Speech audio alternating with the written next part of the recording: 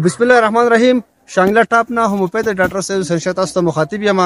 په اوبیسټي باندې خلک وایي چې ته یو څو بس یو څو خبرې وکړه. اوبیسټي مطلب چې موټاپا غټ وجود مطلب چې دا پهلوان کسان چې دي کنه د لپاره دا ویډیو ده چې دیو چې په هوموپیت کې د لپاره ټریټمنټ ډاکټر صاحب موږ ته وخایي نو په هوموپیت کې د لپاره ښه ټریټمنټ شته.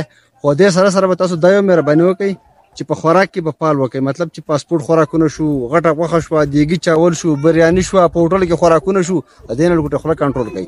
دواانې به زه وښیم، 3 دواانې ته ښیم.